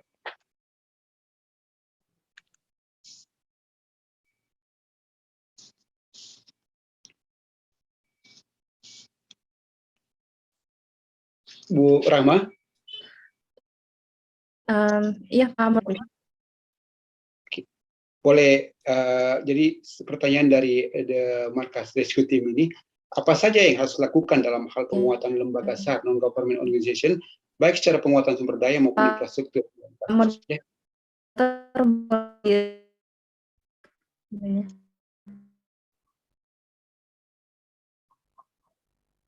For the question, if I understand correctly, so how to strengthen the institutionalization to strengthen the disaster infrastructure, begitu ya? So maybe as I mentioned in my presentation, it will need interaction from several stakeholders. And this is not a standalone collaboration. It's not a standalone work, but it needs from the users, the construction industry, the consulting engineers, and infrastructure and developer services and provider. But I think the key ingredient is actually the leadership. So when the leadership understand the importance of resilient infrastructure, then then it will find a solution on how this can be implemented. Of course, we understand there are many problems and also how to implement this resilient infrastructure. But I think in my own perspective and also from the discussion of many sectors, is the main key is on the leadership. So if we have good leadership, and the leadership understand the importance of this resilient infrastructure from each of the stakeholder layer. So this is the stakeholder layer. We have the sectoral ministries, we have research institution and academia, including universities, communities, media, CSO, professional association, private sector investors, and local government agency. If each leaders of this sectoral understand the importance of resilient infrastructure, then they will manage to find a solution on how to implement this resilient infrastructure. So basically through the National Center for Earthquake Studies, together with the Ministry of Public Work and Housing, there has been a massive effort to prepare the national map, source and hazard map, and also to provide the guideline standard and guideline. So we also learn from each earthquake events on what is needed. So we still have several gaps, and we are trying to fill in those gaps. But it needs leadership, and also it needs a collaborative effort. Maybe I'd like to use the term, our own term, gotong royong. So if we can do gotong royong, don't say, oh, that is the responsibility of Ministry of PUPR alone. It's not like that, but it's together. It's our responsibility in a collaborative way with a gotong royong spirit. So during the seminar of the standard socialization of new standard for building codes, it's also interesting that I learned that sometimes the contractor already want to implement the resilient infrastructure, but the owner doesn't understand, and maybe because the costs become a little bit larger, so the owner say no, we don't need to follow the earthquake building code. So that's because the owner does not understand. So it means that owner, contractor, ministries, each of these stakeholders need to understand the importance of resilient infrastructure. And maybe the easiest way is to say like we can sleep. This is from quoting from a student. He said that we need to be involved in this for us to sleep comfortably, because if we are afraid that our house can collapse, then we cannot sleep well. But if we understand that our house, our building is safe, then we can do our activity comfortable, and also to sleep well. But yeah, so all of this needed, and also continuous improvement. Because we always learn something new from each of the events. For example, in Palu earthquake, we learned for the first time that we can have such a massive liquefaction, and that kind of continuous improvement is also important, and this need a better knowledge management system, because we cannot learn if the knowledge is not there. So we can learn if the knowledge is there, and sometimes, and for that we also need to produce the knowledge. So that is why this building the knowledge is also very important. So I think that is my three key: leadership, collaboration, and knowledge. Thank you very much, Ibu Rahma. I think from Rahma's curriculum can at least listen. Okay. We still have one question to Mr. Yasunori Yoji-san. You explained us about the method of microzonation and some sample simulation in Turkey. So how about, do you think this method can be implemented well in Indonesia with the specific geological characteristics of Indonesia? Yeah, I think so. But yes, because the preparedness is a common issue for every country. So understanding geological risks in each country is very essential for doing prior to everything. So I think microzonation techniques may be acceptable for in Indonesia. Okay. Do you have specific control, specific thing or geotechnical risk in Indonesia that different with the condition in other countries, like Turkey or something like that? I mean, are you asking us that we have the experience in Indonesia? Yeah, same like a condition of Indonesian. Yes, so far no, but I think this is the traditional geological investigation, and also addition to we can add some geophysical exploration. But every country, a lot of technicians and engineers who can do the drilling investigation, but maybe geophysical exploration is very special techniques. So I think Japan or some Europe, United States has such kind of techniques, geophysical exploration. Yeah.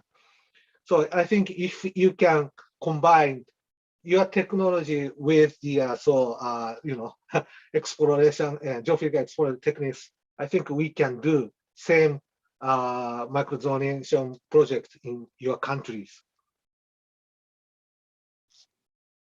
Okay, thank you very much, Mr. Shoji. Shoji-san, arigatou gozaimashita. I have one question to Mr. Yari-san. Yari-san.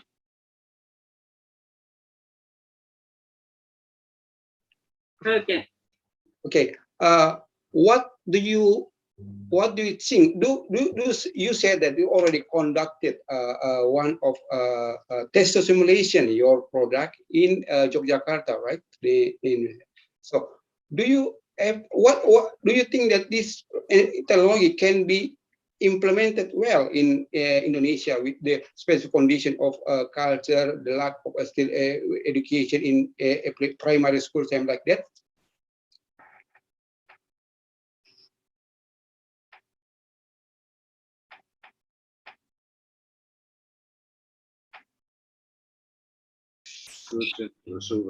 Yeah, so it was a very good idea in the Indonesia uses Epicenter and useful. I think very useful to disaster education in the school and kindergarten.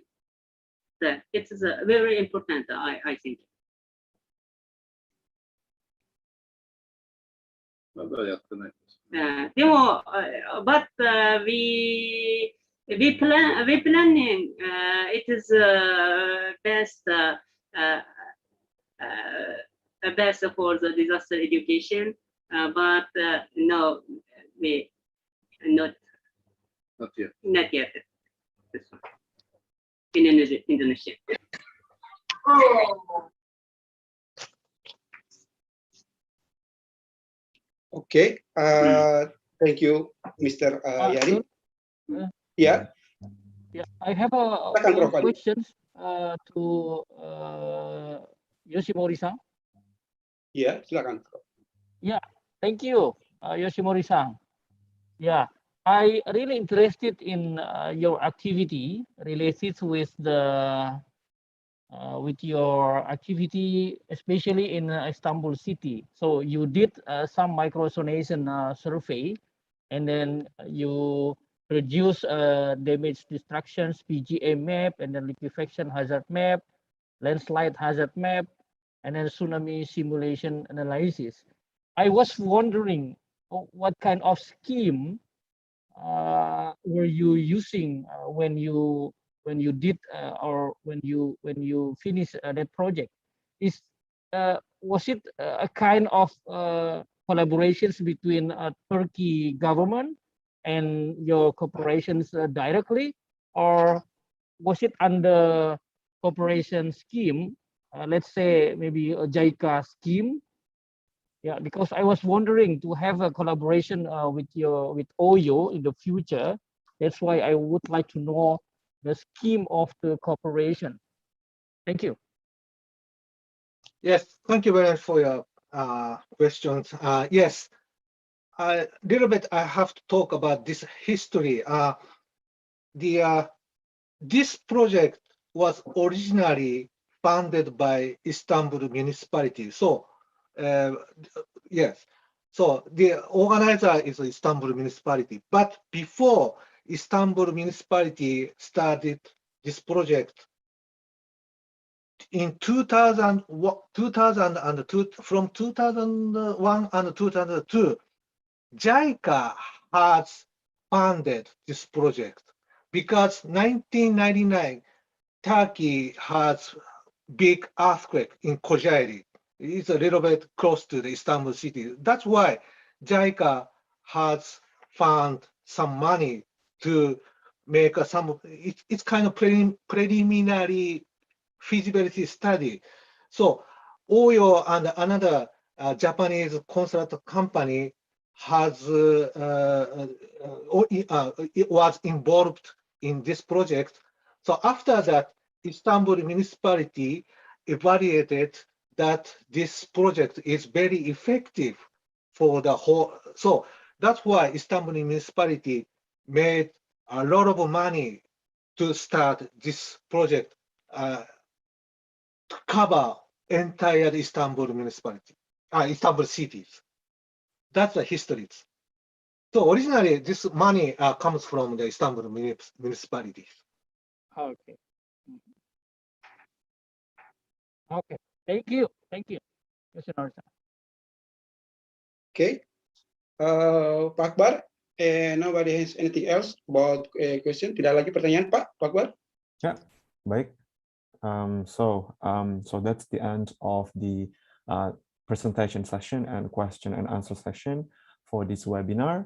So before we proceed with the closing remarks from Vice Rector or Dean or the representative of Vice Rector or Dean, we would like to say thank you very much for all speakers who have presented throughout this webinar and has given so much insights in regards to the disaster management. Right. So Prof. Adi, who will be giving the closing remarks? Yeah, I think before we proceed to closing remark, probably Pak Zulkifli, do you want to give us a very brief resume of today's presentations before I kindly delivered a closing statement from the university? All right. Okay, thank you very much, Prof. Adi. Thank you very much, Pak Akbar. Yeah, we also finished 4 speakers today, so I can give you some short summary that disaster occur is the result of interaction between natural phenomena and the human behavior. This is in here, human behavior is very urgent. Human behavior is a connect to, we need the change of mindset change that we have to more prepare, before disaster comes. This is a very, very important problem, important mindset. So in here, we can say that disaster literacy education is needed from the young people, from the elementary school, from the primary school must be. We also heard about 2 technology, about from Oyo Corporation and about from Chanllenge Corporation, about one the technology of disaster management, technology of disaster. So, but disaster management, disaster is not only technology, we still need education, we still need of literacy, we still need of more prepared before coming. So this is very, very urgent, very said that Ibu Rahma said that we have to strong continual improvement to improve all related. Itu aja Pak Adi, silakan if you want to give additional resume. Okay, thank you, Pak Zulkifli. It was a very nice resume. And then we are now coming to the very end of this session in today's seminar. First, I would like to express our deep gratitude to all presenters. We have Yasunori Shoji-san, we have Ibu Rahma in here, and then also we have Yari Irei, and then also we would like to express our thing for the moderator, Pak Zulkifli. It was a very, very nice moderating style from you, and to all participants in this webinar. This webinar is conducted in order to launch the new study program of disaster management in Graduate School of Hasanuddin University. And then I would like to give you very, very short conclusion from today's webinar. The first one is from Yasunori Shoji. We really need a collaboration among stakeholders, which is very important to contribute to disaster risk reductions activity. And then from Ibu Rahma, we need knowledge management system to enhance infrastructure resilience in Indonesia, and then the participations of all stakeholders. Pentahelix is very important to support the disaster risk reduction activity. From Mr. Yari, we also need, and then we already have seen that how technology can save many people from earthquake and tsunami impact using the Eki Guardo. And then once again, on behalf of Hasanuddin University Rector, I would like to express our deep gratitude to all presenter, and moderator, and all participants, and also for the host. And then I think I would like to resume this webinar by say wabillahi taufiq wal hidayah. Wassalamualaikum warahmatullahi wabarakatuh. I give it back to the host. Yeah, thank you very much, Prof. Adi, for the closing remarks. So before we end this webinar, I would like to take a photograph. So please, all the participants, if you may turn on your camera, so I can take a picture of all participants who participate in this webinar. Right. Let me change the view. Right. Yeah. I'm starting taking the picture from the first section of this Zoom meeting. So, okay. Wait a second. Right. Moving to the second page. Okay. Moving to the third page. Fourth page. Right. So yeah, thank you very much for all the participants. And there are several things that I would like to remind you in regards to the seminar. So the first one is regarding the online attendance form. So terkait dengan pengisian daftar hadir for all the participants, we have distributed the link for you to complete. We have shared the link via Zoom chat, so you might check your Zoom chats to check whether the link has been distributed or not. If you don't get the link, you may contact the person in charge in regards to the link. So you may ask for the link, because we will also distribute the certificate via the completion upon the completion of the online attendance form. Then secondly, there are several participants asking about the PowerPoint, the slides. Prof. Adi, will we distribute the slides to the participants or not? Yeah, we will distribute all the slides to the participant as long as they already fill the link. All right. Okay. So the slides will be distributed via email. All right. Okay. So if you have completed the online attendance form, the slide will be distributed via email. So you might check your inbox, because we will send them as soon as all the administrative things has been completed. Right, so that's all for this seminar. On behalf of the organizers and our presenters, thank you very much for all the participants who are joining us today, and have a great day for all of you. Thank you very much, and I'm officially closing this seminar. Thank you. Thank you. Thank you very much. Thank you. Thank you. Thank you. Arigato gozaimashita, Yasunori-san. Arigato gozaimashita, Yori-san. Thank you Terima very kasih, much. Pak Zul. Ya, Bu Rahma. Ya, Prof. Adi. Ya. Banyak. Thank you very much. Thank you. Thank you very much. Yoji-san, Yari-san, ありがとうございました。今日一日で。じゃあ、これで退出します。はい。